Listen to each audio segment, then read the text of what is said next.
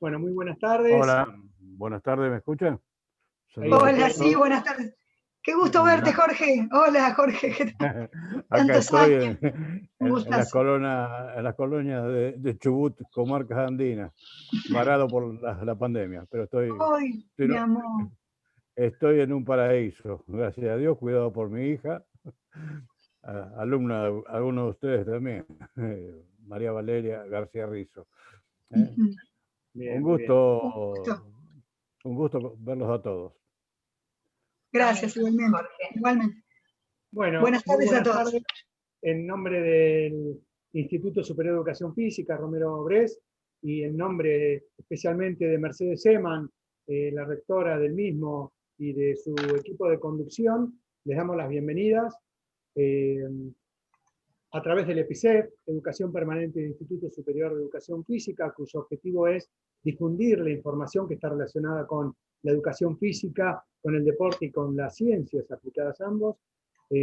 Hoy estamos cerrando los ciclos de charlas, conferencias, conversatorios y demás, nada más y nada menos como con el profesor Raúl Zavala. El Romero Bres cambia los paradigmas de la educación física en Latinoamérica y en nuestro país. Tenemos hoy también la bendición de tener a Marta Antunes, que va a ir guiando en esta charla, en este espacio que nos brinda Raúl, de sacarse esos saberes que tiene encima con sus anécdotas, su experiencia y su contenido. Y hoy, Raúl, mi pregunta primero sería, bueno, ¿cómo fue tu formación? ¿Cómo comenzaste en esto de la educación física? ¿Por qué el atletismo? ¿Por qué la educación física? Como para que la gente te conozca un poco más y después ya nos metemos específicamente en el tema.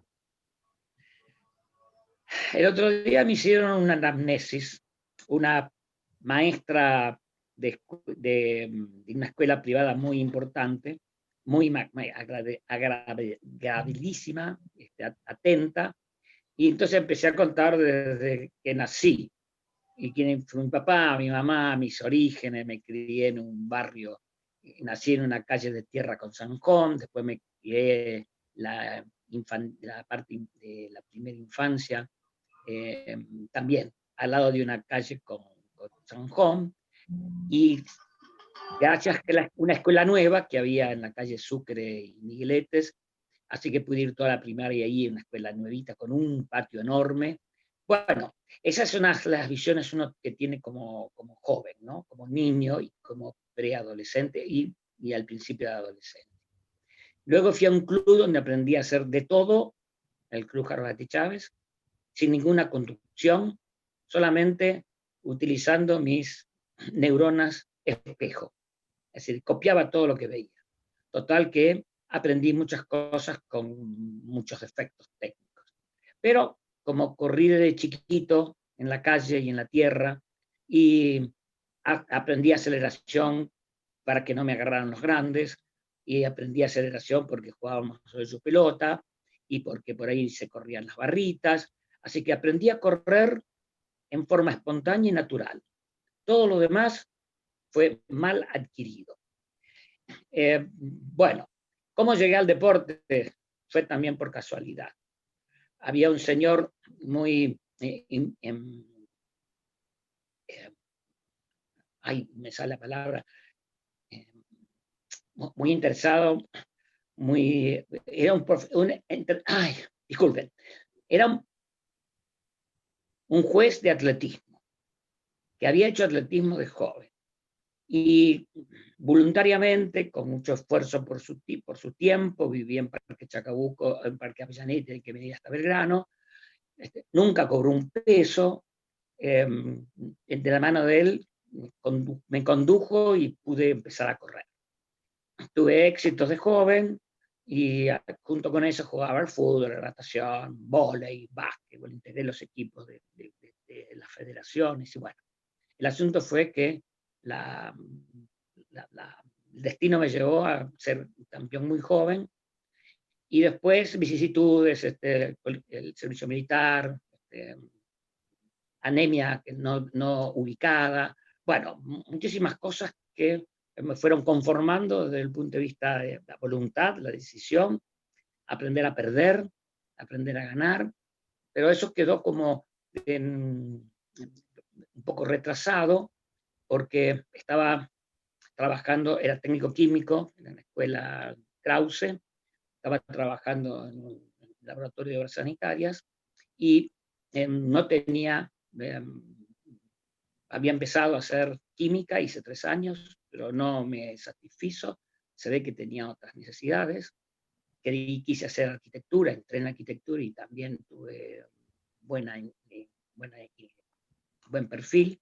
Allí di mi primera clase, sin tener ninguna preparación previa, pero teníamos 40 alumnos, éramos 40 alumnos en una comisión, y cuando el arquitecto ayudante vio que yo decía algunas preguntas interesantes con respecto al tema que le estaba dando, me llamó aparte y me dijo: el miércoles vos terminás la clase y vas a implementar y plantar una pileta de natación en una barranca inclinada, no sé.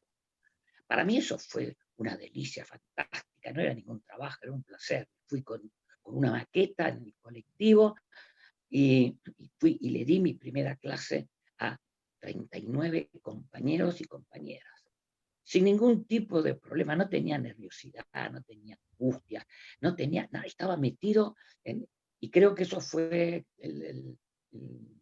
un puntapié sin quererlo.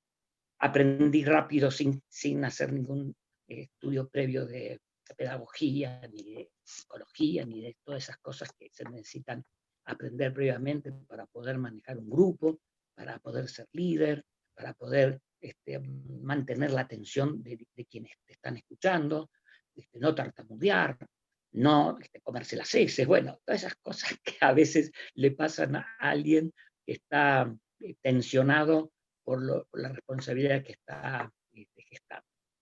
Y falta un detalle más antes de entrar en la parte deportiva en sí.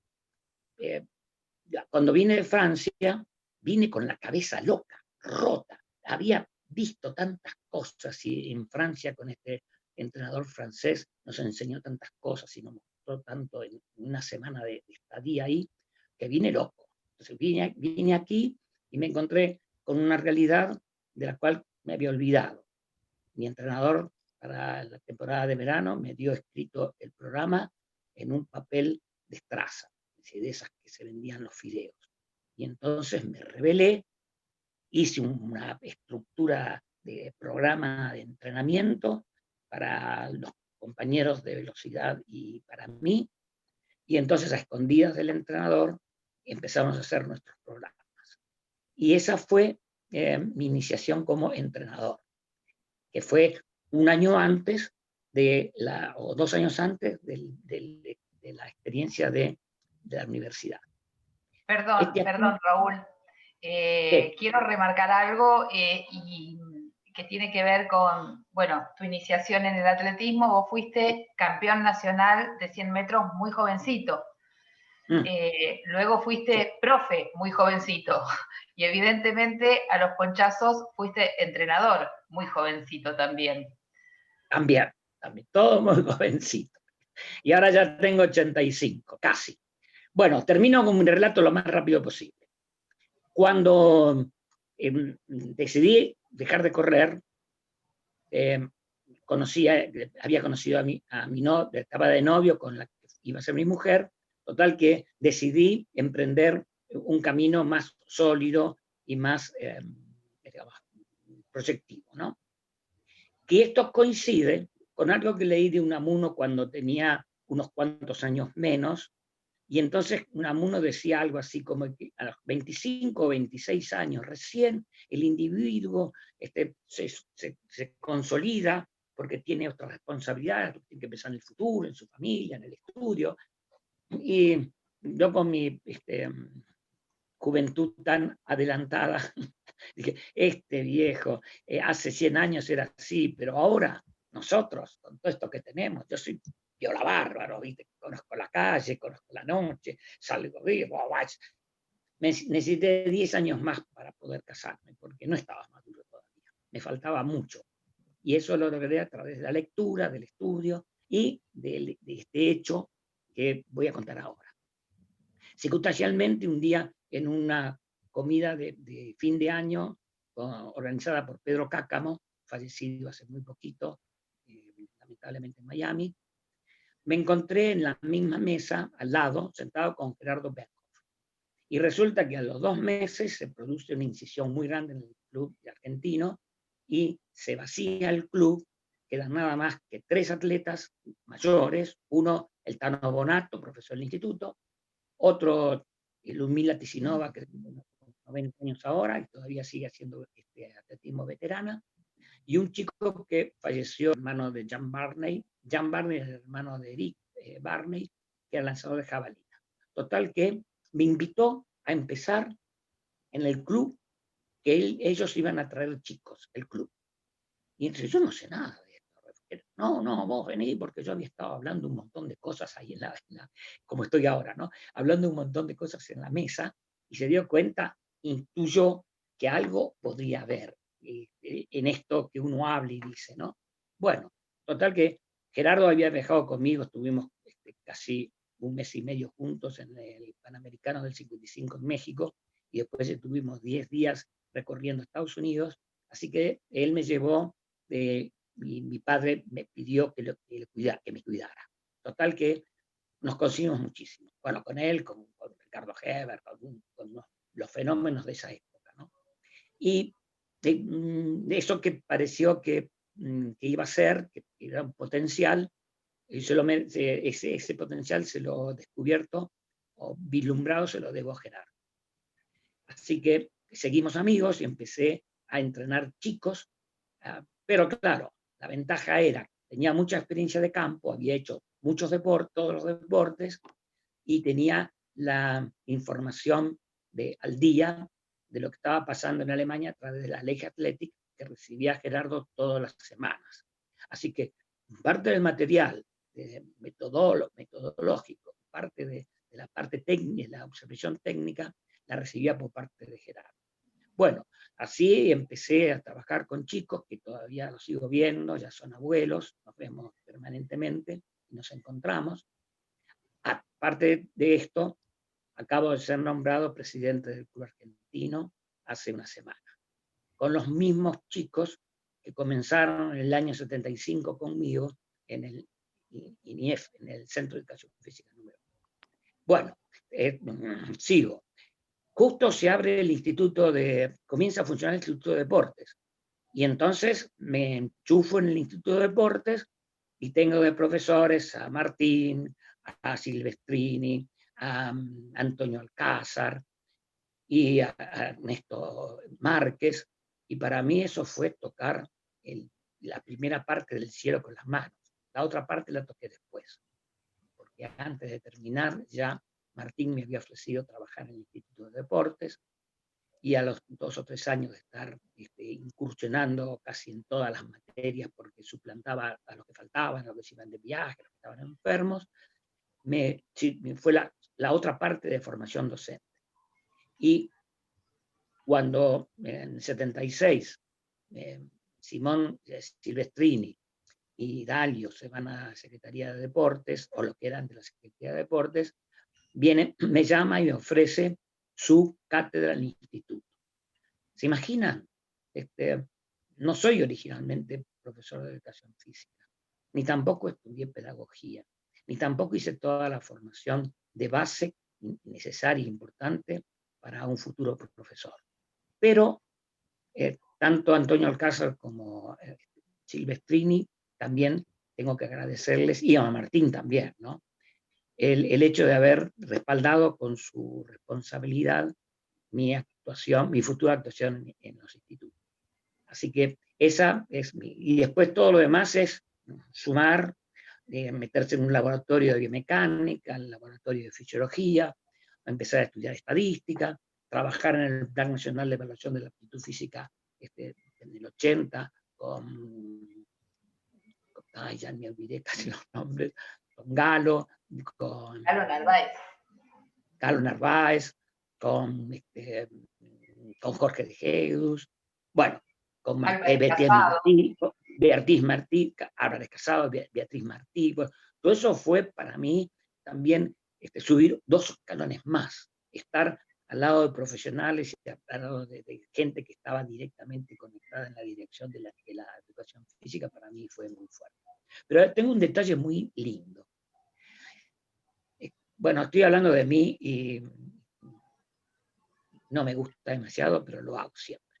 Resulta que Pérez Madrid le pide a Martín que le designe, le muestre un profesor que prepare a su hija para ingresar al instituto. Y Martín le dice, tengo el candidato listo. Viene y me llama y me dice, tenés que preparar a la hija de Pérez Madrid que va a ingresar al instituto. Así que son otros respaldos que lo hacen sentir a uno, le dan seguridad y le aumentan el autoestima, ¿no? Si el director de Dirección General de Deportes y Recreación cede a su hija a un preparador físico que no tiene titularidad como profesor de educación física, que solamente es un humilde entrenador y ex deportista, es muy fuerte. Es decir, y creo que eso fue parte de las cosas que me hicieron sentir más seguro. Yo tenía un sentido de debilidad y de falta de formación con respecto a los profesores que conocía. Ellos eran profesores y yo no. Y eso era una carga muy grande desde el punto de vista afectivo y de vista de formación.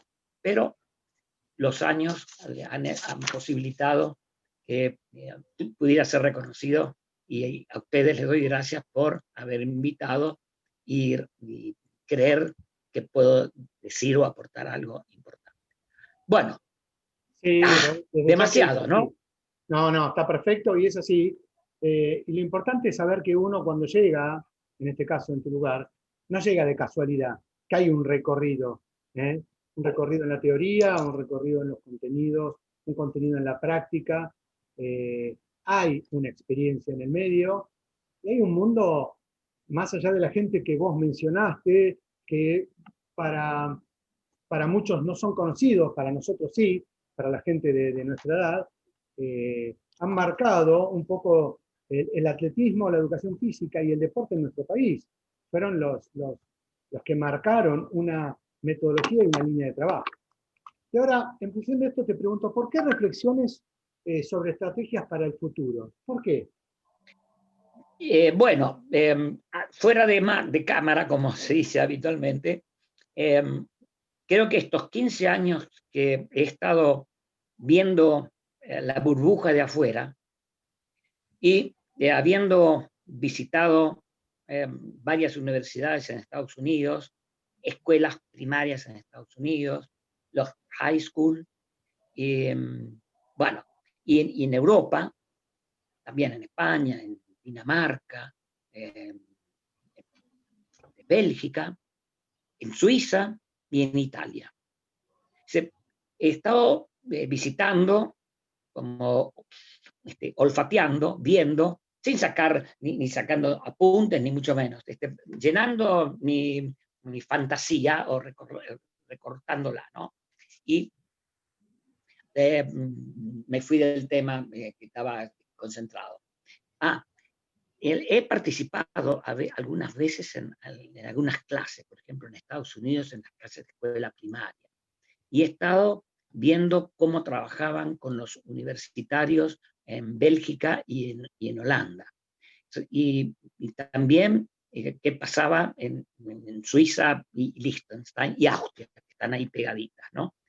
Y todo eso me ha ido sumando datos y algunos cuestionamientos, pero también no cuestionamientos negativos, sino cuestionamientos de ubicación y de relación, de cultura, de formación, de antecedentes sociales, económicos, políticos.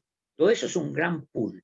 Entonces, mi reflexión que me llevó a proponerte esto es, como educadores y como preocupados o como engarzados en este tema de la organización, planificación y la de la formación de los futuros profesores o docentes de la educación física,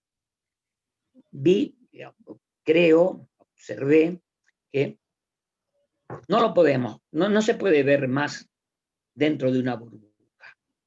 Aquí cada vez más están interactuando todos los profesionales que tienen que ver desde la salud hasta las ciencias duras, las ciencias blandas, podrían decir, las espirituales y las físicas, y porque están todas interconectadas. Dependemos unos de otros. No podemos dejar de ver y de aceptar y de ir aprendiendo. Esta situación de la pandemia nos adelantó un poco el proceso, porque los cambios se manifiestan de forma exponencial. Cuando yo estaba con Galo en el laboratorio, me estaba fascinado, porque él estaba en la última de una Hewlett Packard, nada que ver con este telefonito que tenemos ahora. Fichitas por acá, fichitas por allá. Todo muy rápido para esa época. Y más, estando en obras sanitarias, participé en un programa, en una idea y un programa que se empezó a desarrollar de automatizar los análisis de agua, de las cuales yo era un experto, digamos. Pero ya no era andar con el tarrito por un lado para el otro, sacar con una pipetita y medir, no, esto había que manejarlo mejor. Bueno, entonces estaba haciendo un programa en el cual necesitaban la participación del técnico para que pusiera los límites y viera, bueno. Así que esto hace 30 años. Ya está el asunto marchando. Ya compraron una máquina, entra el agua por un lado, sale por el otro. Con los datos y demás. Y en este orden de cosas, viendo qué pasa con la medicina, qué pasa con la alimentación, qué pasa con la acción de las enfermedades o determinar el origen de las enfermedades, todo eso hace que, y nosotros vamos a seguir encerraditos tratando de ver si estamos con la línea de esta línea pedagógica o otra, que si le ponemos más contenido o menos contenido, cuando resulta que el mundo fuera de la burbuja del instituto o de los institutos se maneja y vuela, anda a velocidad supersónica. El otro día leyendo a un tipo interesantísimo que tiene 3 libros ya escritos y que es bestseller, Noah Harari, dice algo muy interesante. Nuestro cerebro y nuestra mente, que trabajan en forma conjunta, nuestra mente antes trabajaba con muchos menos elementos que lo que tiene ahora. Entonces fue formando toda una estructura, nuestra parte frontal se hace cada vez más grande y nuestro cerebro acumula mayor cantidad de información. Ahora resulta que las emociones, tenemos las mismas emociones, según algunos estudiosos de estos, científicos. Nuestras emociones son tan viejas como quizá, no tan viejas como el hombre, pero tiene millones de años. El miedo, la precaución, la alarma, correr, atacar, acurrucarse, llorar, reír, son emociones primarias. Las tienen todos los animales también. Así que nosotros estamos hoy manejados por emociones primarias en la era del silicio. Antes fuimos elaborando nuestra cerebro y la mente desde la era de piedra pasando por todos los estamentos. Pero resulta que estos últimos siglos, bastantes siglos, ¿no? Porque quería ahora mencionar a Sócrates, como dijo Marta, que 2500 años no es nada. Y tenemos datos porque han empezado a escribir. Y no sabemos todavía muy bien lo que escribieron los jeroglíficos, los de las pirámides, los egipcios, pero 2500 años no es nada en la historia de la humanidad. Y tenemos registrado esto y viendo y lo que los que escriben sobre Sócrates, Pilatos iba a decir, ay, se me olvidó el nombre del filósofo famosísimo que escribió sobre Sócrates, porque tengo la mente caminando a mí, ¿no? Bueno, el asunto es, desde el punto de vista de razonamiento, de pensamiento, de emociones, de todo lo que sea elaborado desde la tragedia griega hasta ahora, el avance fue muy poco. Porque desde el punto de vista mental, pareciera que nada nuevo ha aparecido en nuestras vidas. Pero ¿qué nos ha sobrepasado? La tecnología. Desde que el hombre encontró que con una y con una cosa punzante podía cortar así, que podía hacer una flecha y defenderse, o para defenderse o atacar. Eso es el comienzo del manejo de la técnica. Hasta ahora ha sido abrumador. Entonces, estamos volviendo un poco sobre el tema. Estamos reaccionando con emociones elementales, aunque llorar, reír, no debería ser elemental, pero dependemos de nuestra corteza cerebral. Si, sin embargo, la inteligencia artificial nos va a sobrepasar, nos va a abrumar. Ya lo está haciendo. Las previsiones, lo que se está suponiendo, lo que ha hecho Harari y algún otro autor, han entrevistado a los que están en la cresta de la ola. Han analizado cómo es la curva de aceleración y suponen que en 20 años, por lo menos, si no mucho antes, va a haber un cambio radical en todas nuestras vidas. Entonces, si ya con este hecho de la pandemia tenemos que dar clases, nos vemos ahora por una pantallita y nos observamos de lejos y estamos dando clases por internet, ya no tenemos contacto físico con los alumnos, porque el contacto físico tiene que ver con el gesto, con la cara, con la mirada, con la actitud, con el movimiento, cómo uno se desplaza, dónde se ubica, cómo interacciona. Todo eso lo va a manejar la inteligencia artificial. Porque, fíjense, ya pueden detectar en nuestros gestos nuestros pensamientos. Mirándonos a través de la pantalla, ya vislumbran con muy poco margen de error qué es lo que vamos a decir y qué vamos a hacer y qué estamos pensando. 2 estudios tengo para acoplar. Quizás muchos de ustedes lo sepan.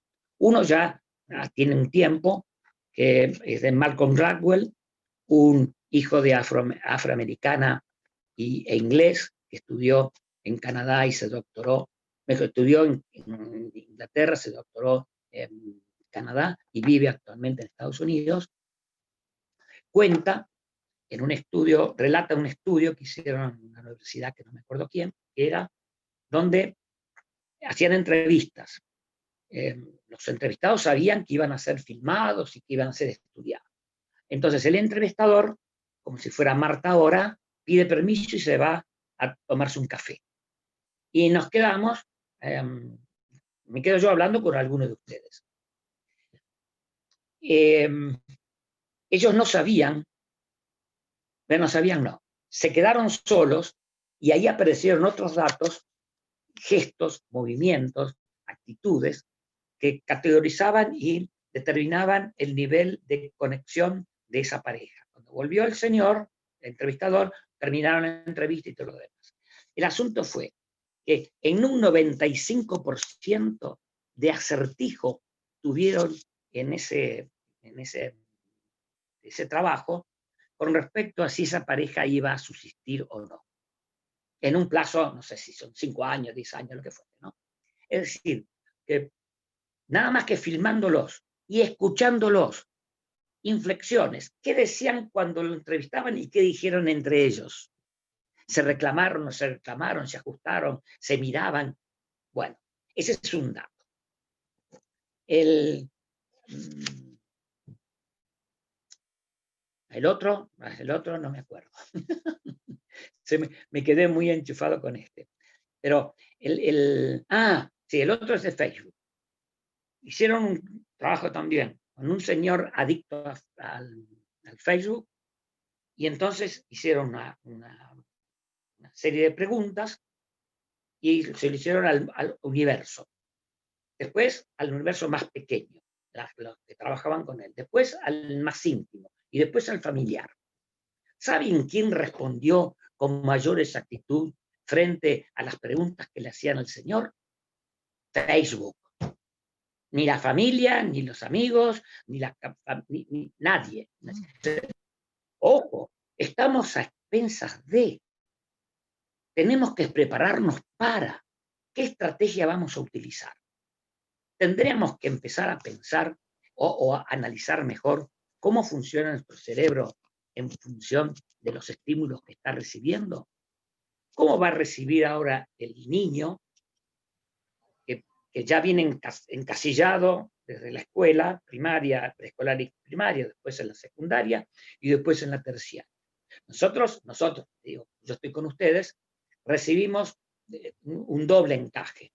El terciario, está bien que somos a nivel universitario la mayoría, pero tenemos ya condicionados, traemos gente condicionada, con su sistema de creencias arrastradas a través de su proceso de formación, familia y primera etapa escolar, con los mitos de los cuales los arrastra desde la tatarabuela y que se incorporan en la mesa de la cena o desde que el niño comienza a mirar y empieza a incorporar datos, y entonces después uno escucha al papá y a la mamá o a algún entrenador o a algún profesor. ¿De dónde sacó esta cosa? ¿De dónde? ¿Quién le habrá enseñado? Claro, las malas juntas. Ah, no, en la escuela. Ah, no, en el barrio. Ah, no. No. Generalmente lo aprenden en su casa. Y entonces, volviendo al tema nuestro, se recibe a nivel terciario elementos que vienen ya preformados y nos encontramos con que todos los efectos conductuales tienen que ver, son recibidos, son aceptados, son transmitidos y son devueltos en una determinada calidad o con una determinada intención o perfil. Entonces, Perdón, volviendo un poco. Sí. Raúl, perdón. Hablaste de una serie de cambios exponenciales que, bueno, en 2500 años no fueron tantos, pero que parecería ser que ahora, en este momento, es todo muy vertiginoso. No lo dijiste así, pero bueno, es como un vértigo en velocidad que se va manifestando de diferentes maneras y va preformando, modelando, vigilando, acomodando a los pibes en cuanto a lo social. Cómo la educación entonces interactúa con todos los demás aspectos sociales y especialmente con esto de la formación, preformación, deformación que hablábamos fuera de cámara también, de estos chicos que nosotros vamos a recibir. ¿Qué hace la educación y cómo se ubica ante esta realidad? No sé si nueva realidad o esta cambiante realidad. Mira, Marta, antes de entrar en ese tema, tendríamos que profundizar un poquito más. Porque nuestras estrategias tendrán que ver con dos aspectos. Uno, el que están trayendo. Y en una pequeña medida, en estos 9 meses, cómo ha influido sobre la manera de percibir, de aceptar la información. Ese es un aspecto. El otro, que además hay dos más, me estoy acortando. Uno son la cantidad enorme y espantosa de información que se recibe. Buena o buena, intencionada o no, segmentada o no, parcializada o sesgada. ¿Cuánto de eso es verdad y cuánto de eso es mentira? O interesado, porque a veces las mentiras son medio mentiras, ¿no? Si niego algo, es decir, no cuento algo, y cuento algo parecido con respecto a lo mismo, pero tratando de no darle caracterización a lo que no quiero decir, estoy mintiendo a medias, ¿no? No estoy dando una información sesgada, que era lo que quería decir antes. Y la otra, que tiene que ver con nuestros fundamentos. En la actualidad, hasta el chico lo sabe, no conscientemente, pero lo va incorporando, que es los nuevos credos. Antes, el bien y el mal estaba orientado hacia un hecho conductual que tenía que ver con la religión, que no importa cuál, en general, ya estaba todo codificado, esto es el bien, esto es el mal. Pero ¿qué pasa ahora cuando el nuevo Dios se llama dinero? Cuando todo se maneja a través de valgo y sé por lo que tengo. Me visto para mostrar lo que soy, no lo que soy adentro, sino me visto de lo que quiero que los demás me vean. Muchos hacen también a través de la palabra, a través del gesto, también simulan o pretenden mostrar lo que los demás quieren que uno sepa. Eso hay un librito muy interesante, un cuento de Luigi Pirandello, que dice uno nessuno en 100.000, que es la gran problemática de yo pienso en mí lo que creo que soy, y además pienso qué piensa el otro de mí, o me lo dice. Bueno, y eso es un círculo así que va dando vueltas, que al fin y al cabo nunca estamos seguros de que los demás piensan de nosotros lo que nosotros queremos que piensen, o lo que nosotros queremos que deberían pensar de nosotros. Bueno, también me fui un poco del tema, pero quería volver al asunto del capital. Mira, por ahí leí también, en uno de estos libritos que estuve viendo, que nos manejamos a una velocidad, lo tengo anotado en algún lugar, y claro, mire, la tecnología, como ya indiqué antes, avanzó en forma rapidísima y cada vez la aceleración más pronunciada, y ya es de tipo exponencial.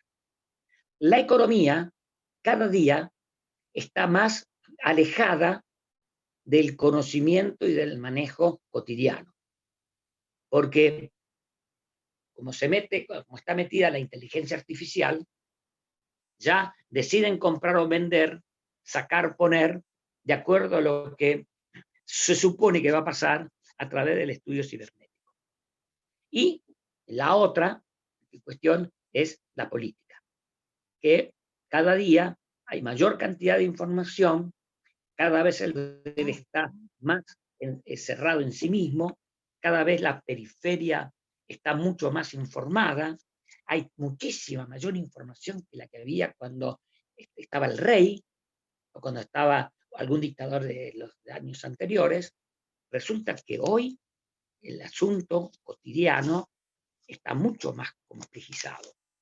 Algunos de los autores que estuve leyendo dice, el rey y el peón cada día saben menos de todo lo que está pasando fuera de su ámbito de acción. Porque como todo lo otro se ha expandido tanto y dependemos de la economía y dependemos de la política, vos pensamos un programa de educación que tiene que ver con lo conductual, con esto, todo muy lindo, todo fenómeno, con pautas del siglo anterior. El siglo anterior, te digo, hace 20 años. Porque muchos de nosotros se formó hace más de 20 años. Y tenemos paradigmas y tenemos formadores intelectuales, psicológicos, filosóficos y demás, que tienen que ver con Lelouch y con todos los que teníamos antes. Pero hoy el asunto está manejado con otras pautas. Hay otros elementos que van a intervenir en el hecho de enseñar y aprender. Vamos a enseñar, vamos a hacer una estrategia de enseñanza cuando resulta que la cantidad de información que reciben los alumnos es muchísimo mayor que la nuestra. Y además es superior. ¿Por qué? Porque tienen acceso a un montón de información, que puede ser buena o ser mala, pero es información. Entonces, ¿qué le tenemos que enseñar? A que escuchen y que aprendan lo que nosotros creemos que sabemos y que ellos deben aprender, o tenemos que enseñarles a dilucidar. Le tenemos que enseñar a trabajar o a elaborar elementos controlando las emociones. ¿Por qué no enseñamos a que comprendan cómo funciona su interior? Ellos, como tal. Somos esclavos de, que primero tenemos que aprender a conocernos nosotros. Primero tenemos que hacer una introspección. Hay que ayudarlos a que lo puedan hacer. Porque es todo para afuera. Todo es para afuera, desde chiquititos. El otro día vi un mail que me llamaron, un chiquito que todavía no caminaba, tenía 6 meses, y cuando le sacaban el celular lloraba. Vamos a trabajar con jóvenes que van a ser profesores durante 30 años, para entrenar o para hacer qué. ¿Qué cosa van a tener que hacer? Cuando la información me está toda dada por la inteligencia artificial. Cuando para saber lo que tenés que hacer, solamente tenés tu ficha, que ya la tenés cargada, porque tenés la ficha médica, que te van a dar los resultados y lo que vos tenés por ficha médica. Entonces, por ahí también leí en algún lugar, los conductores de automóviles y los médicos deberían empezar a aprender otra tarea, otro oficio, porque las conducciones se van a automatizar tanto que no va a hacer falta que haya un señor que conduzca. Solamente va a hacer falta que uno diga, hable en voz alta y dice, Cayó y Santa Fe, ya se registra. Otro que va a decir, Santa Fe y Pueyrredón, ya está registrado. El auto, o el colectivo, o el taxi, o el que sea, o mi auto, va a parar en donde yo le haya dicho. No tengo que hacer nada más. No van a chocar, no, me va a avisar cada vez que tiene algo. Esto hay que llevarlo a lo cotidiano y a lo práctico. Si el alumno va a tener acceso para recabar cualquier tipo de cosa que se le ocurra, y entonces después, ¿nosotros qué le vamos a decir? Ah, no estoy de acuerdo con ese. No, porque vos tocaste a este. Tendríamos que saber tanto como está puesto en YouTube, en Wikipedia. Y eso es imposible. Pero sí podemos saber otras cosas. Podríamos inducir, ayudar, colaborar, para que el alumno vaya viendo que aparte de aprender a hacer las motricidades y todo lo demás, eso va a estar programado. Vos pones a alguien delante del televisor o de la pantalla y te va a controlar la altura, el peso, vas a ver tu historia médica, vas a ver si naciste por parto normal o si naciste por cesárea, si tuviste enfermedades de niño, si tuviste algún problema de cualquier tipo. Toma una evaluación en el colegio primario, el sexto. Suponte, salto en largo sin impulso, con 2 pies. Lo meto en la computadora. Para toda la vida eso va a saber qué es eso. Ya va a estar para siempre. Salté y alcanzar. Flexibilidad de brazos. Lo que sea. ¿Qué tenés que hacer vos? Si ya va a estar todo computarizado. Ya te va a decir a la segunda pauta, a la segunda medición, que aumentó o no aumentó la fuerza, la flexibilidad, la movilidad, y todo eso te va a dar el programita. Porque va a haber alguien que lo va a programar, o que va a hacer, va a interactuar todas las informaciones que los técnicos o los especialistas puedan dar, y va a haber una gran cabeza técnica que va a saber más que cada uno de los que aportaron opiniones, porque va a desbaratar y va a sacar las que no están, las que van a coincidir, las que no van a coincidir. Todo eso, mira, pareciera que esto viene el hecatombe. Pero tenemos que estar previstos, preparados y alertas y juntarnos. No podemos estar hablando nosotros cuatro del programa, la metodología o la didáctica de subir la pelotita o por ella. Necesitamos la colaboración y la opinión de un neurocientífico, de un sociólogo, de un psicólogo, y además de un médico, y además de alguien nutricionista, pero que estén todos actualizados. No, que no traigan nada que venga de 10 años anteriores. Que vengan al día, hoy. El que tiene datos más allá de hace 5 años es porque está perdiendo el tren.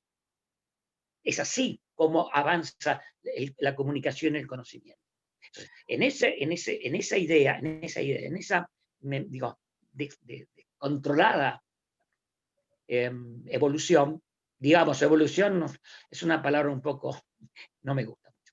En esta velocidad de cambio, el asunto es, bueno, volvemos al tema. ¿Y qué estrategia hacemos?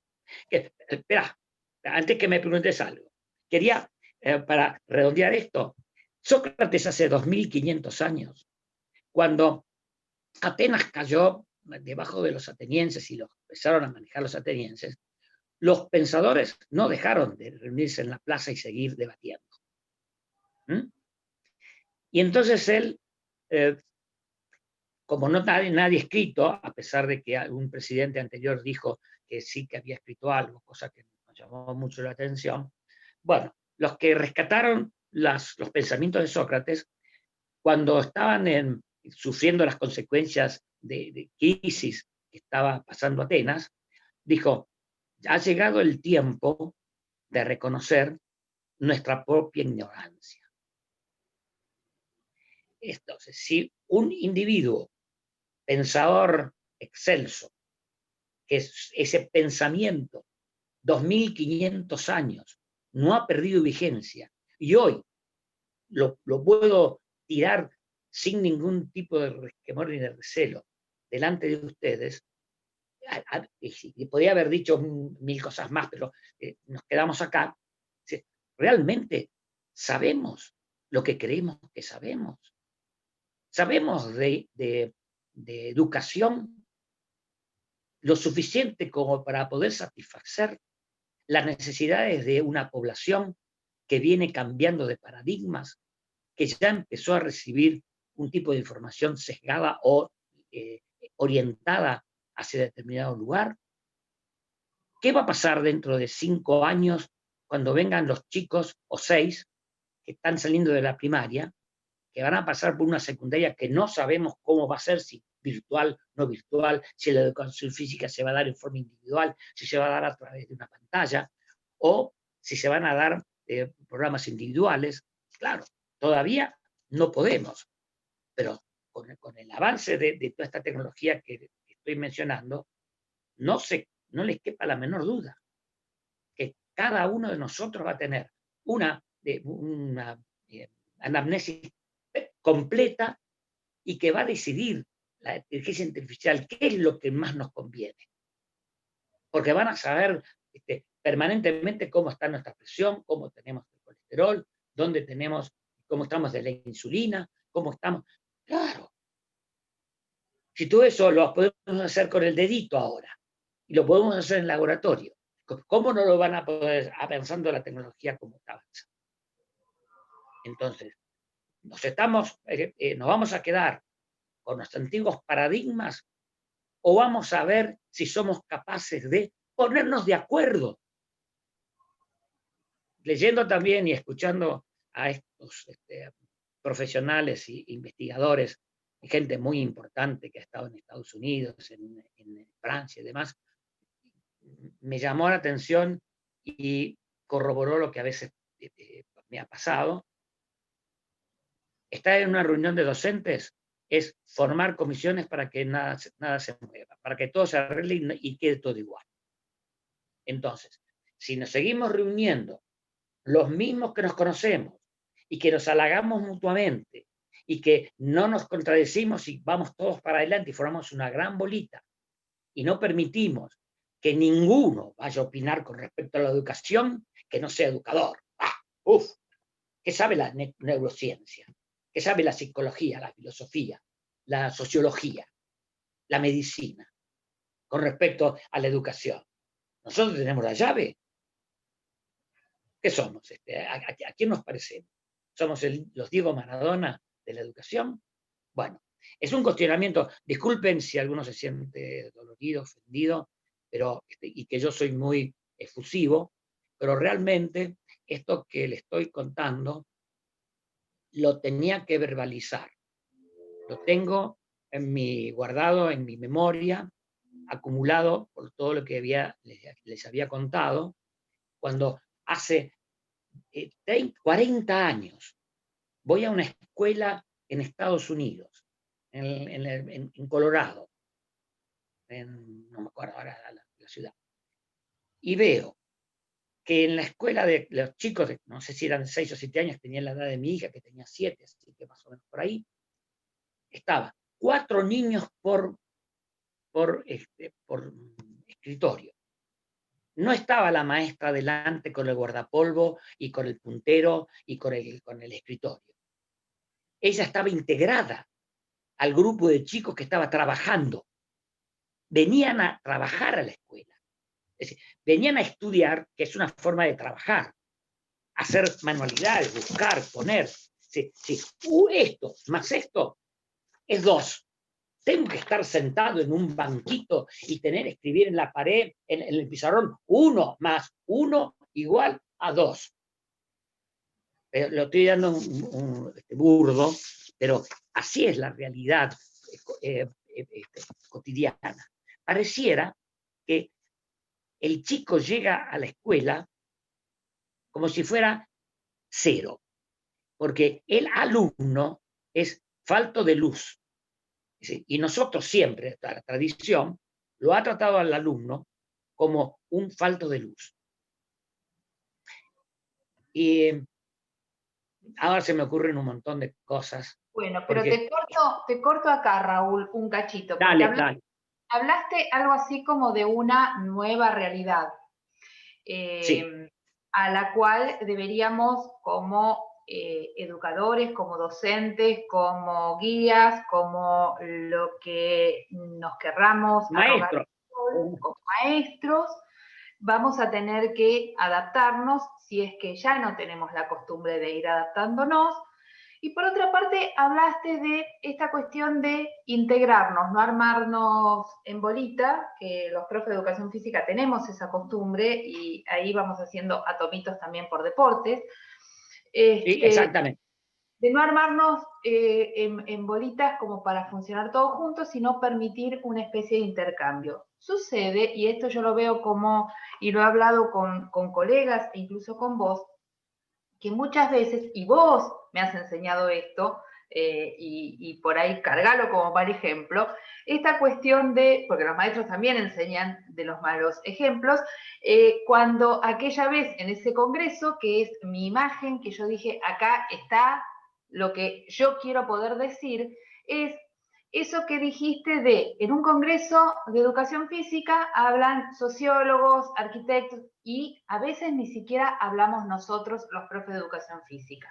Entonces, digo, esta cuestión de cómo podemos armar equipo, así con esta palabra, con una cuestión de que cada uno no tire del pobre alumno, del pobre contenido, de la pobre herramienta como para aplicar en la educación, para su lado, y quiera que sea iluminado nada más que con ese farolito. El de la psicología, el de la epistemología, el de la no sé qué, el de la medicina, sino que podamos elaborar una estrategia en conjunto, porque si no en esta nueva realidad, evidentemente, no hay forma de poder armar una estrategia que sea coherente para que los pibes lo vean como coherente además.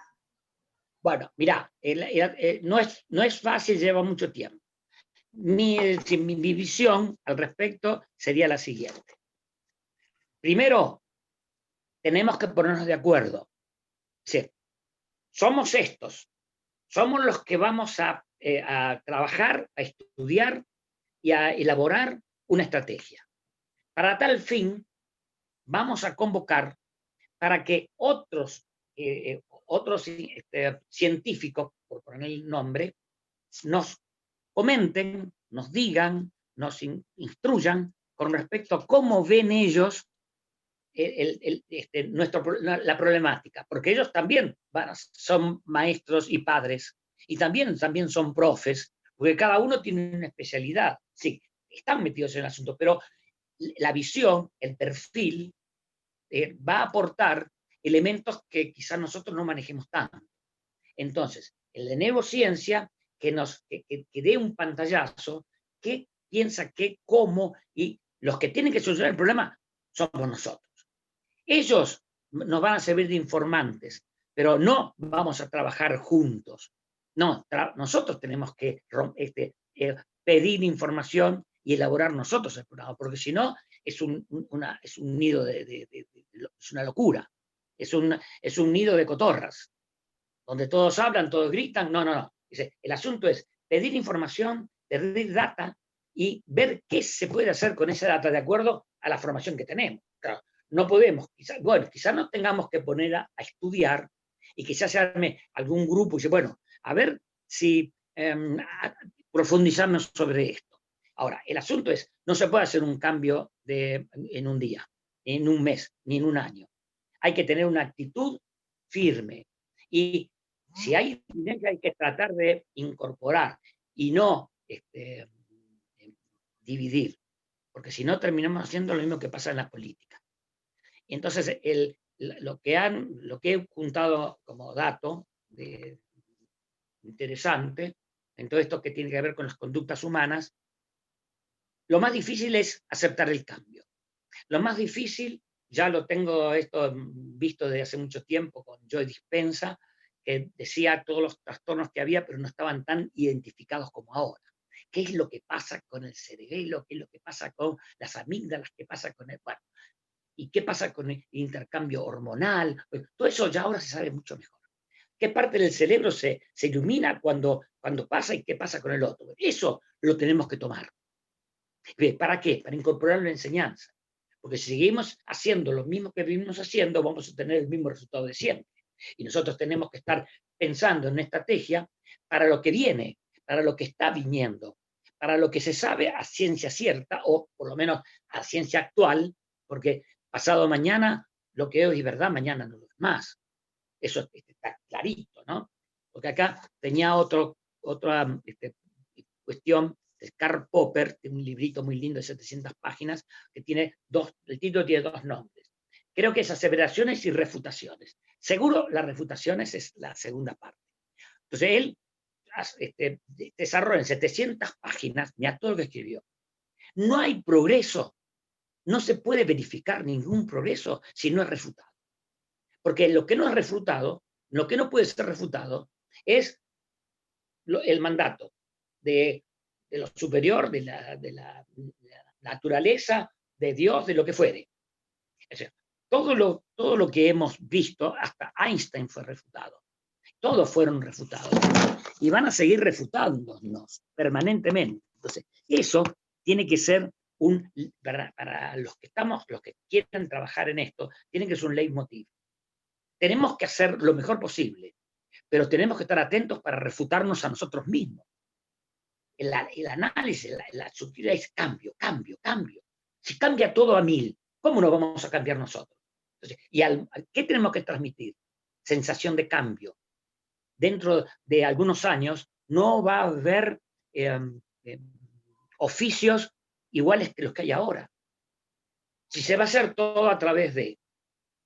Vamos a tener que hacer otras cosas. Y miren, yo esto hace unos años pensaba, no importa, la educación física siempre va a necesitar. El hombre va a estar mucho más quieto, va a necesitar tener su tiempo libre. Tenemos que formar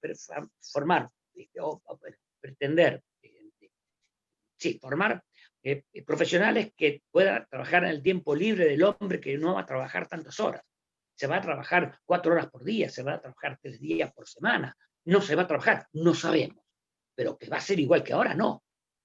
Posiblemente. Si en el campo ya no hay más obreros, y vos lo sabés en las viñas, que cada vez necesitas menos gente, porque viene la máquina que hace así y te saca la uvita enterita. Y pasa lo mismo, que el asunto de los agroquímicos son una vergüenza y es tremendo que se siga todavía sosteniendo eso, pero bueno, también tenemos que formar a los futuros docentes, porque tenemos que intervenir en todo. Fíjense,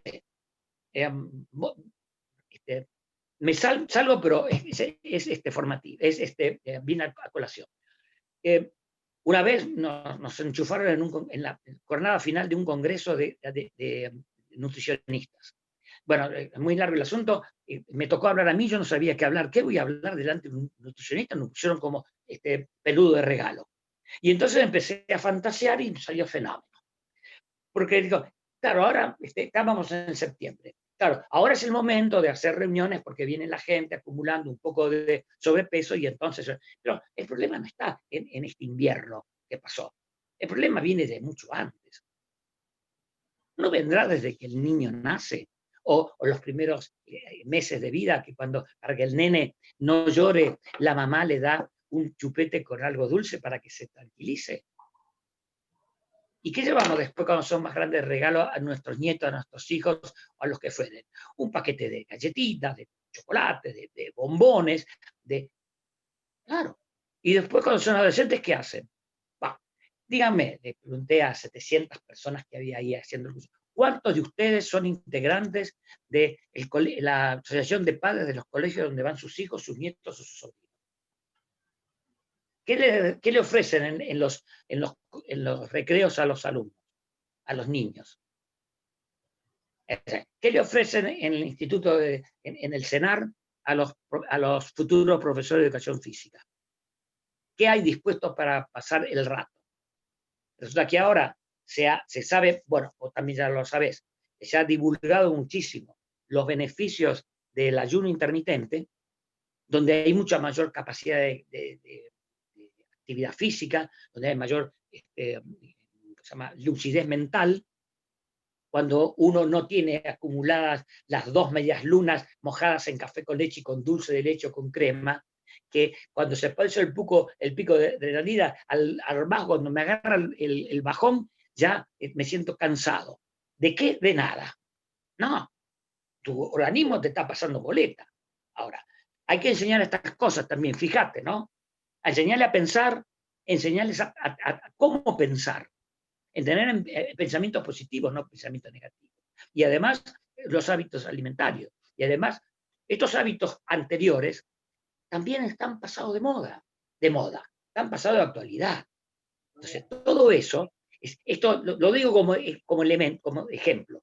Como esto, hay una batería de hechos que los traemos por arrastre y que además, inclusive los médicos, actualmente, lo he escuchado el otro día también, nutricionistas, que siguen hablando de 4 ingestas, 5 hasta 6 ingestas diarias. Y los hidratos de carbono que no deberíamos comer. Y entonces nuestros antecedentes genéticos vienen condicionados para otra cosa y no para estar alimentándolos con hidratos de fácil digestión. Claro. Bueno, me fui del tema, pero pasé un aviso. No te fuiste del tema porque me gustaría recuperar acá esta cuestión que me da la sensación, y esto es algo muy mío, de que la educación física es algo así como el hermano no querido de la educación. Y que hay cierto, y pongo entre comillas, desprecio, no por el cuerpo, porque ahora vino toda esta onda de lo teórico de lo corporeidad, lo corporal, la corporeidad y todos los corpóreos que fueron definiendo, que nos ubica muy bien como personas dentro de ese cuerpo, pero que eso va prevaleciendo sobre el trabajo corporal, sobre esto que estás diciendo vos, la atención pensante en el cuerpo, de qué hago, cómo me cuido, qué me descuido, qué como, cómo me relaciono conmigo mismo y a través de mí, con otros cuerpos y otras personas a través de esto, y que en esta realidad, esta nueva realidad que vos nombraste antes, esto también es cambiante, porque ahora mi cuerpo es una pantalla que está atrás de una compu y vos me estás viendo de acá para arriba y la propuesta tiene que ser otra. Entonces, eso quería que Sí. una reflexión. Quizá la dificultad esté en la integrar. ¿Cómo armonizamos o cómo integramos los aspectos que dijiste vos con los aspectos metabólicos? Entonces, cuando empecé a la parte de la fisiología, voy a contar un secreto, yo no respeté nunca el programa de instituto, porque para mí estaba fuera de contexto. Entonces, no le puedo decir, sugerirle a un alumno que tiene que hacer 4 veces por 50 para desarrollar la velocidad, cuando no tiene la más pálida idea de qué es lo que pasa a nivel intercelular, a nivel nervioso, a nivel de la acción enzimática y hormonal, que es la que posibilita la liberación de energía y la acción de las fibras rápidas. Bueno, porque era como dar una receta de Doña Petrona. Entonces, este mismo esquema debería ser para todos. No abandonar la actividad, de actividad física en sí, pero buscarle un contenido más profundo. No es solamente aprender para jugar. No, es desarrollar actividades motoras que favorezcan el desarrollo armónico de nuestro organismo interno y enseñar la célula. Antes, yo decía, tenía 4 cosas: ATP, fosfoquiatina, glucosa, no sé. Ahora resulta que después aparecieron 10 más. Después aparecieron 130. Ahora hay como 1000. Elementos tan pequeñitos, estructuras proteínicas, que es un árbol. La última conferencia que escuché a Carlos Saavedra y a este chico de La Plata, chico digo yo, que los fui a ver a Barcelona, me los fui a ver a Barcelona. Bueno, me deslumbran. Ahora, si solamente dentro de la célula pasa todo esto, y tiene que ver con la actividad propia de la célula y todas las otras cosas que colaboran con esto, es como si fuera infinito. ¿Cómo hacemos para integrar todo esto? Resulta que ahora el premio Nobel japonés desarrolló el comportamiento de esa organelo que mereció el premio Nobel a un belga en el año 76. Hicieron falta 50 años para descubrir qué función cumplía un pequeño organelo que parecía que no servía, que nadie lo conocía. En algún momento apareció. Resulta que es el que limpia la célula. Y si no puede limpiar la célula, si uno está permanentemente enchufándole insulina y toda la actividad metabólica y hormonal dentro del organismo. Entonces, todas estas cosas que van apareciendo también tienen que ser incorporadas en el conocimiento del docente, del futuro docente. Porque, mirá, y esto es la ignorancia, ¿no? De lo que tenemos que reconocer. En el año 81, cuando se empezó a aplicar el Plan Nacional de Evaluación de la Actitud Física, muchos profesores estaban de desacuerdo, muchos docentes, en que los niños corrieran más allá de no sé qué, porque era esto, porque era lo otro. Y una vez una niña tuvo un problema porque estaba corriendo resistencia y se desmayó. Entonces, que tenía insulínica, estaba un problema con la glucosa. Fenómeno, entonces. No se corre más porque resulta que entre los millones de chicos que hacen actividad física todos los días, una se desmayó. En lugar de ver si las características de esa señorita que se cayó corresponden a un mal no detectado previamente y que se pudo detectar porque estaba corriendo, menos mal que corrió, porque si no se iba a no saber que estaba enferma. o que tenía alguna dificultad con la glucemia. Entonces, cortás por lo más sano. Y entonces, he escuchado a profesionales, señores médicos muy reconocidos, que cuando les hablé que estaba haciendo la dieta disociada, tenga cuidado, Raúl, tenga cuidado. Mire, póngase un caramelito en el bolsillo y si tiene algún síntoma, póngaselo enseguida en la boca. Ahora, esto es medicina antigua. Desde el punto de vista de exponencial ahora, es medieval, es del siglo pasado, no es de ayer. Esto es, por eso quise poner acá, tenemos que reconocer nuestra propia ignorancia. ¿Cuán ignorantes somos de las cosas que estamos diciendo? Inclusive me incluyo, Ojalá que todo lo que diga no tenga razón, pero ojalá les pique a alguno o algunas y recapaciten, ¿no? Asocien y puedan ponerse a construir por lo menos grupos de trabajo, o de análisis, o de búsqueda, o de investigación. Porque si nos quedamos con la retórica, vamos a seguir siendo retóricos. Y repitiendo, y entonces vamos a seguir, repitiendo claro, vamos a seguir, claro, en institutos hace 34 años, transmitiéndose a los alumnos. No sé cómo vamos de tiempo, Mariano Medici. Mal. Pero no, claro, el tiempo es tirano, digamos.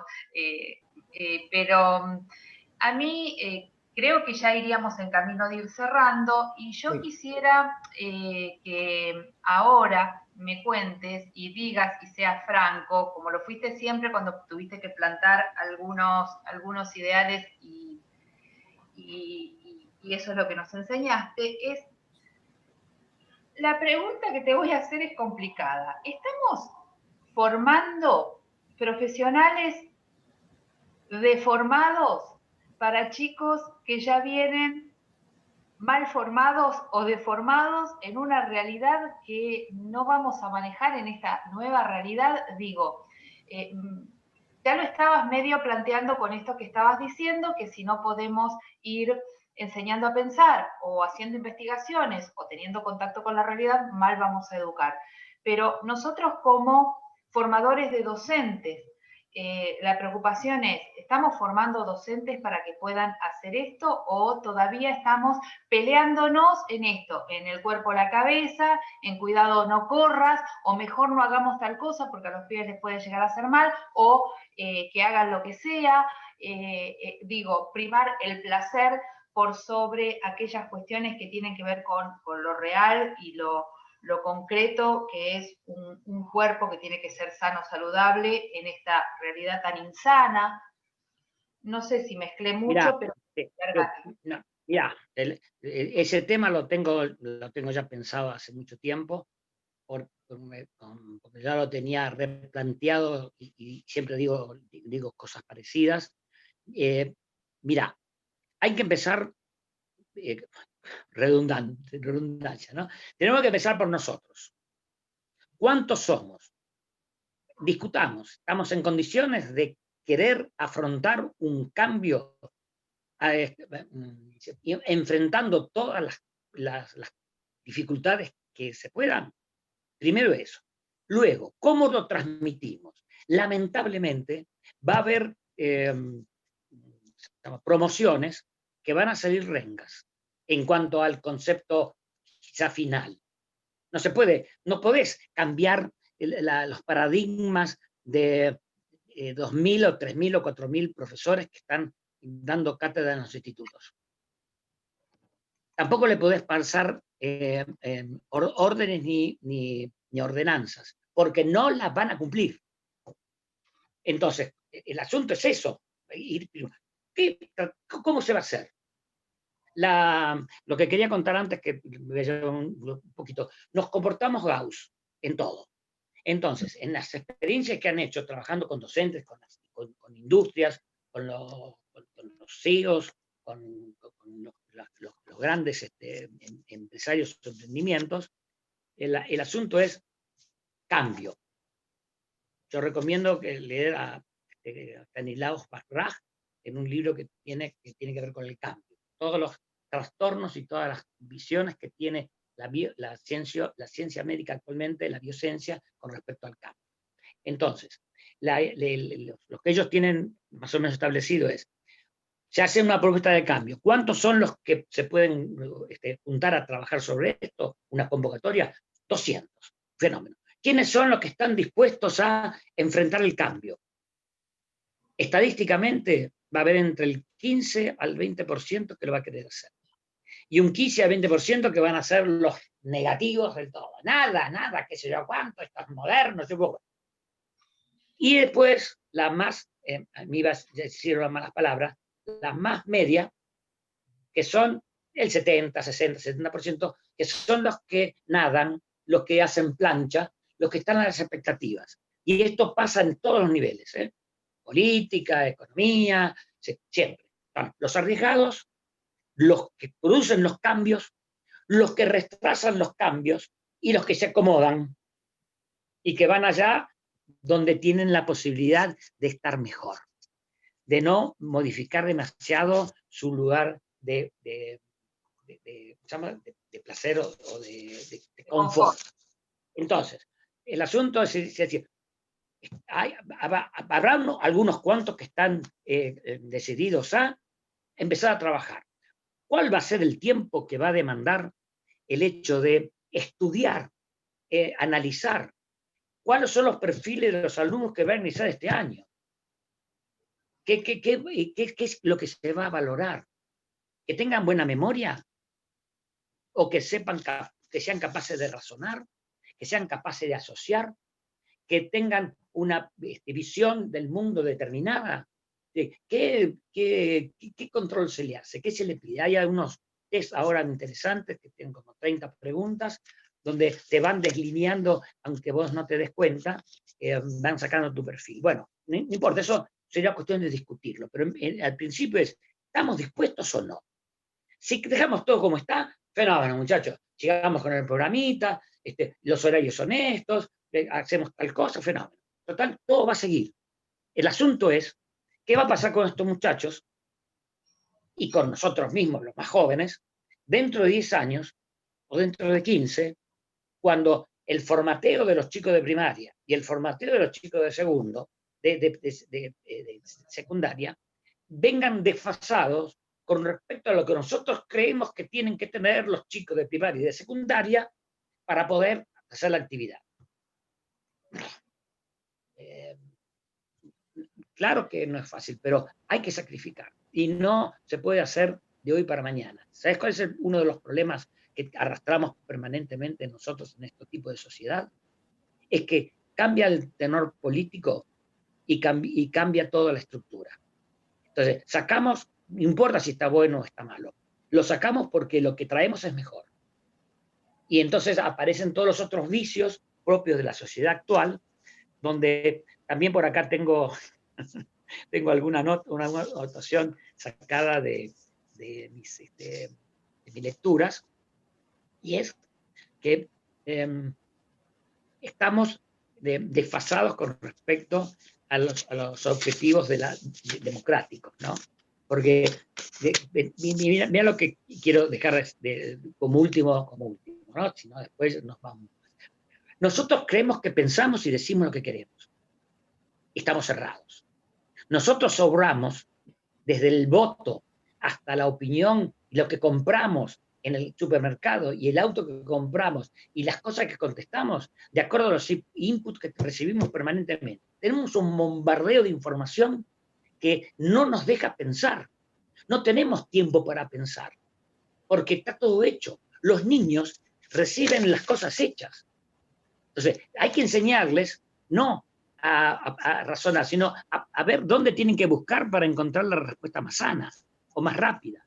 Y si vos le tenés que mandar para que encuentren lo mejor, nunca van a pensar que es lo mejor para ellos, sino lo que es mejor para los que mandan. Mejor para mantener el statu quo, y eso hacia dónde vamos. Vamos hacia un gobierno mundial con control de todas las cosas que te estaba diciendo hoy. Vamos a estar controlados y saber quiénes somos, dónde estamos. Ahora vas con el celular y sabes dónde estás. Dentro de poco, si gastás plata y directamente con estos sistemas modernos, van a saber el dinero que tenés, el dinero que gastás, dónde lo gastás, y te van a ofrecer aquellas cosas que a vos te gustan. Ya lo saben, el Raúl. Facebook sabe lo que te gusta. ¿Okay?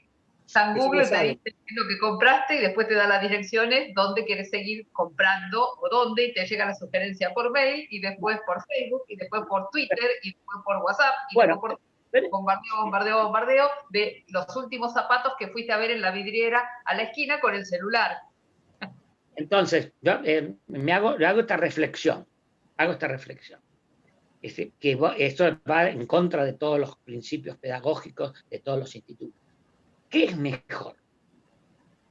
Ayudarlos a que piensen en lo que pueden, que sean críticos, que busquen, que no confíen en lo primero que escuchan.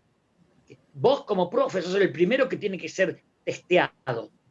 Sos el primero que tiene que decir, mira, lo escuché el otro día en un neurocientífico que estaba hablando de esto.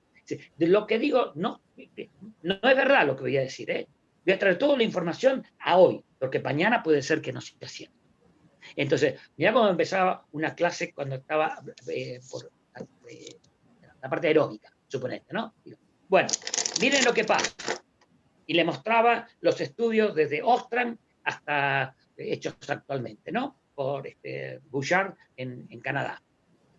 Esto es lo que pasa. Dos mellizos tienen distinta respuesta al mismo tipo de estímulo. Entonces, lo que yo les voy a proponer, lo que uno va a proponer, lo que vamos a estudiar, es métodos que acerquen o tiendan a responder a las características del organismo frente a la actividad aeróbica. Así. Pero no la receta A. Entonces, no se puede, es imposible que podamos determinar el nivel, la característica, ni de la capacidad del muchacho que va a salir del instituto. En esto me permito por ahí ser optimista porque vos decís los cambios empiezan por uno y por ahí empiezan por uno, por dos, por tres, por cuatro y hoy somos 10 acá y por ahí hay algo que nos une y esto puede producir un cambio. Claro. Lo fui viendo en instituto con el cambio que fuimos haciendo en atletismo y cómo estamos trabajando en equipo ahora los profes de atletismo con una mirada diferente a esto, a no darles recetas, a que los pibes puedan pensar, a pelearnos con los pibes porque necesitan ellos la receta, porque además tenemos esto, como vos decís, vienen con la necesidad de que le des todo hecho. Entonces, cuando le preguntás, te dicen, y no sé por qué eso no está en ningún lado. Y no, flaco, pensalo.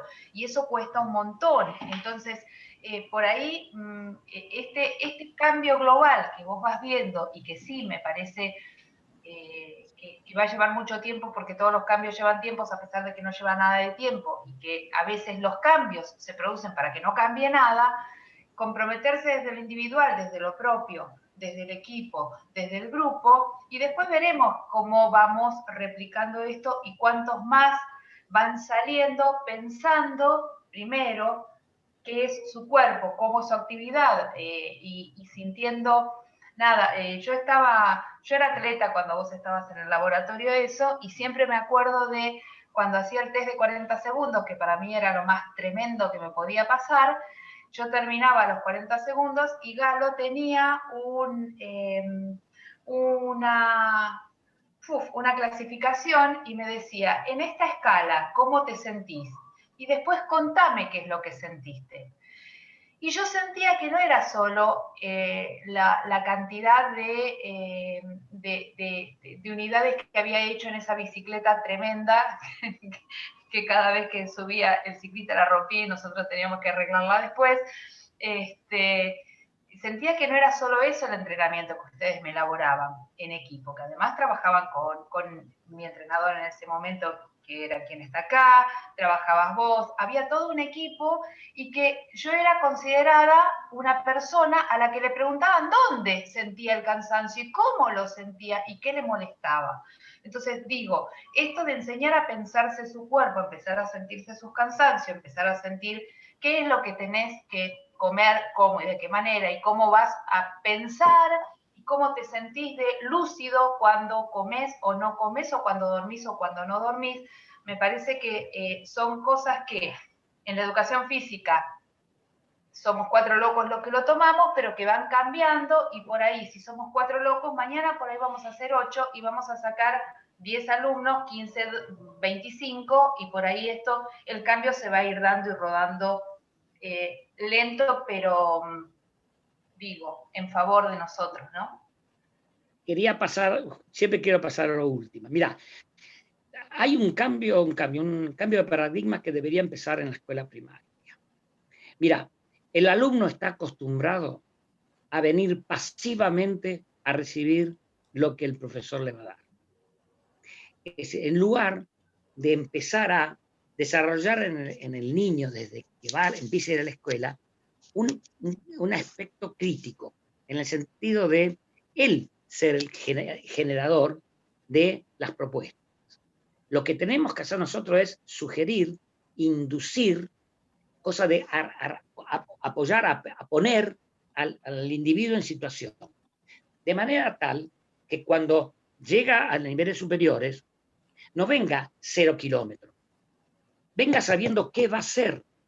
Dice, ¿qué viene? Viene para mejorar su conocimiento, viene para ampliar su panorama, viene con background suficiente como para poder preguntar e interactuar con el profesor. Eso va a obligar a 2 cosas. A que el docente esté muy bien preparado, no solamente desde el punto de vista teórico-técnico, sino de diálogo. Y utilizar ese diálogo para que los alumnos sean partícipes activos, no desde el punto de vista intelectual, desde el punto de vista de la verificación de conocimientos, es mucho más importante, mucho más, mucho más eficiente que sea actividad, que sea la posición activa. El alumno, si no, se distrae. A los 10 minutos, 15 minutos está pensando en la novia, o está pensando en Maradona que se murió, o en cualquier otra cosa, y vuelve. ¿Y cuánto dicen los que estudian? 5% de las 5 de una clase. Entonces, veamos esa realidad desde otro ángulo. Esto se lo he dicho a algunos alumnos últimamente, ¿no? Me encontraba en algún lugar donde me pedían que opinara, les recriminaba a los alumnos. Uy, se cortó Raúl. Se le cayó el celular 35 veces y se terminó cortando. Ya volverá. Pero bueno, esperemos que se conecte ya. Me parece interesante no es para llenar el hueco mientras Raúl vuelve, pero me parece interesante esta cuestión que hace él que tiene que empezar en la primaria y que es un ciclo que se termina cerrando con respecto a la educación física. Si nosotros formamos docentes que les enseñan a pensar, cuando estos de la primaria lleguen a la formación docente, van a tener otra impronta, una impronta diferente. Me permito pensar en base a lo que dice Raúl, porque si no, estamos siempre recibiendo alumnos que no tienen la formación que nosotros pretendemos como para poder enseñarles lo que nosotros queremos. Entonces, creo que es una forma de cerrar el círculo, ¿no? Sí, totalmente de acuerdo. Totalmente de acuerdo. Más allá de que Raúl aparte te deja pensando, entonces se hace muy difícil seguir el ritmo y te deja tantos interrogantes en el medio. No sé, Mariel, si querías decir algo. Se me cortó porque se cayó mi teléfono. No sé dónde estaba ya. No, estaba en el asunto de la participación activa del alumnado frente al proceso de aprender y enseñar, ¿no? Entonces, le reclamaba a los alumnos últimamente, ¿por qué no se juntaban? ¿Por qué no intercambiaban opiniones? ¿Por qué no intercambiaban experiencias? Un chico de 20 años no tiene experiencias de vida, no tiene experiencia de campo, nunca jugó al fútbol, al básquet, a la natación, nunca tuvo un enfrentamiento, nunca, que tiene que esperar que el profesor le diga del cansancio, de la fatiga, bueno. Y además, otra era, ¿por qué no se ponen a debatir? ¿Por qué no buscan elementos? ¿Por qué no obligan al profesor a que todavía le dé más de lo que le está dando? Entonces, depende de elevar el background del alumno para mejorar todo ese nivel, ¿no? Claro que es difícil. Claro, es difícil cuando no están condicionados previamente, que no están preparados para. Pero el alumno debería estar ya condicionado o educado para venir sabiendo de antemano qué es lo que va a pasar y mejorar, bueno, lo que dije antes, ¿no? Bueno, todo eso es otra de las hipótesis de trabajo que habría, pienso que se podrían lograr, ¿no? Bueno. No, Mariel se había desmuteado y quería comentar algo. Dale. No, iba a mencionar justamente que es impresionante la exposición de Raúl y que realmente muchas veces sucede que a lo mejor es un círculo vicioso, me parece a mí, que tanto los alumnos como los docentes entraron en esa zona de confort y se acomodan a lo que venga, ¿no? Y bueno, eso es lo lamentable y eso es lo que tenemos que apuntar a modificar, me parece. Así que bueno, empecemos ya. Sí, así es, está bien, Mariel. Por eso también es importantísimo conocer bien cuáles son los intereses, las necesidades y las expectativas de nuestros estudiantes, qué es lo que quieren. Pero es tal cual lo dijo Raúl, ¿no? Ellos ya llegan con una información y llegan con una prepotencia, y lo digo bien, lo de prepotencia, como que ya está. Ellos ya tienen la información. Ahora lo demás no importa, total lo puedo resolver de otra manera. Quedará en la capacidad nuestra, y ahí estaba Camila, que ahora Camila no se le ve la cara, que no sé si estaba trabajando o no, qué interesada estaba y cómo lo observaba a Raúl cada vez que hablaba. Entonces ya hay una semilla. Esté de acuerdo o no con lo que dijo Raúl o con lo que opinemos, ya está, ya hay alguien de esa franja etaria que nosotros estamos apuntando, Carlos y yo, que somos los más grandes de este grupo, que está ahora acá, pero está el interrogante. Y por eso creo que no se pierde esto, todo lo contrario. Sumado a las cátedras de epistemología, historia, que van a escuchar esto, donde viene el cachetazo para todos. El cachetazo es para los docentes, para los estudiantes, para los padres, para los políticos, para todos. Como de costumbre, Raúl, no sé si alguien quiere agregar algo, pero otra vez nos dejás con más dudas, y eso es lo bueno, porque lo que buscás es que pensemos, que es un poco lo que estás transmitiendo. No perder esa posibilidad de poder desarrollar el pensamiento a través de la observación o a través de diferentes técnicas.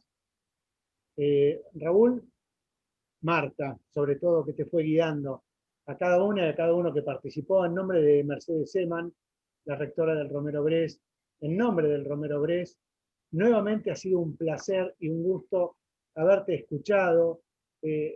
Nuevamente, la verdad no tengo palabras como para agradecer estos momentos tan agradables y tan quijotescos, yo diría, que nos da. Raúl, muchísimas gracias. Un placer. Bueno, yo tengo... Sí, gracias. Yo también tengo que agradecer, me siento tremendamente gratificado y honrado con que me hayan escuchado y que puedan difundir esta experiencia de vida, nada más. Gracias a ustedes. Un placer. Bueno, muchas gracias. Último ciclo. Miren cómo cerramos, cómo cierra el EPICEF. Realmente, cómo cierra el EPICEF. Muchísimas gracias. Con una bomba de tiempo. Muy bien. Me parece muy bien. Marta, nuevamente muchísimas gracias. Como de costumbre, colaborando en todo lo que el Romero está y siempre sin ningún tipo de pedido a cambio. Muchas gracias nuevamente a todos. Un abrazo grande. Excelentes vacaciones. Está terminando todo este 2020, pero saquemos las cosas buenas. Muy buenas tardes y nos estaremos viendo en el 2021. Bueno, muchas gracias, EPICEF. Exquisita la exposición, exquisita, Raúl. Gracias, Marta, gracias, Mariano. Gracias, querido. Felicidades, felices fiestas. Muchas gracias. Jorgito, querido, Jorgito, tanto tiempo. Bueno, muy buenas tardes. Gracias. Adiós, Gracias por todo. Muchísimas gracias.